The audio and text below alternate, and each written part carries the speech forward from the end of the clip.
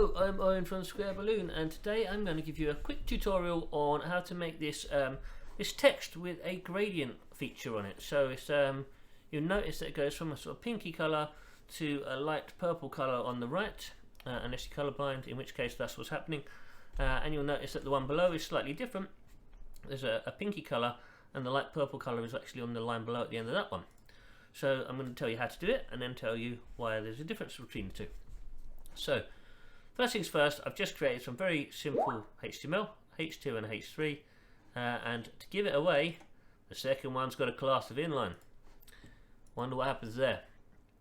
Right, so on my H2, I give it a background colour, and what we're doing is we're doing a background with a linear gradient, but you have to have a background colour as well. The reason for that is for backwards compatibility. If there's a browser that doesn't support the linear gradient, it will just show the background colour, which is what's called progressive enhancement. So what we're doing here, this is for WebKit, hence the WebKit at the beginning. This one's Opera at the beginning.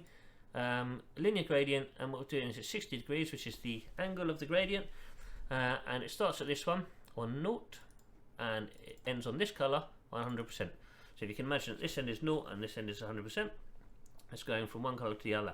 If we added another colour in there at 50%, we would see that it does something different. So I'm in WebKit browser, so I can do that. So let me pick a weird colour so it stands out. Red will probably do. So if I now go, where's my WebKit? Here I am. I go here and I do that, and 50%, and then that, and save it. Does it work? Maybe I need to do it on this one because it might now be part of the standard. Yeah, there you go. So you don't need the WebKit bit at the beginning anymore for Chrome. As you can see now, in the middle it goes red. So you can imagine you can make this as creative as you want. You can do it every 10% or whatever you want to do. Most of the time you probably don't need to. Don't get carried away. If you're a designer and you want to do that, great. If you're not, make it simple for yourself. It still looks alright, I think. But I'm going to remove it anyway because I just use this for a tutorial for myself in the future. Keep it simple. Right, so the next thing we're doing is we're doing a WebKit background clip, and then it's clipping to the text. So this colour will be clipped to the text, and then we're doing the field colour as transparent. So the text colour is no more. It's going to use the background colour instead. So rather than having a background which is just a box behind it, so if you can imagine, in fact maybe I can just, can I comment these out easily? Yes I can. There you go. So now the background colour is behind the text, and if I was to give it a colour, that probably won't work because of this, but if I comment that out as well, there you go. Now you can see that that's what would ordinarily happen. However, as soon as we give it background clip text, the first thing you see is that it clips to the text.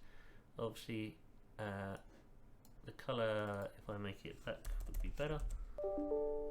So the background clips to the text, but you can't see it because it's got a text colour.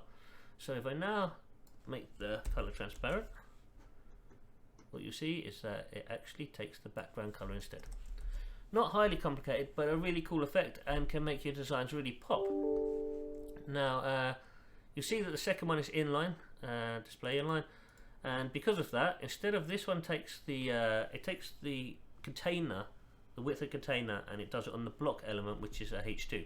The H3, I've turned it into an inline element. Because of that, the colour isn't taking from left to right in the container, but it's actually going from left to right in the element, the inline element. So something to be aware of in those situations. I have one more trick to show you. Okay, so one last trick that you can do.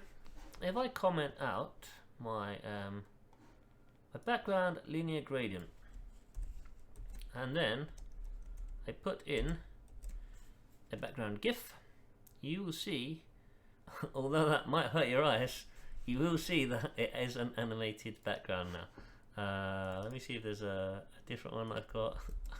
No idea if it will look any better, to be honest with you. Let's try it. Okay, it is a little bit better. I don't think it's amazing. I'm sure we can find something better than that, but you get the idea. You now have the opportunity to create some cool patterns which makes your text a lot more visually interesting.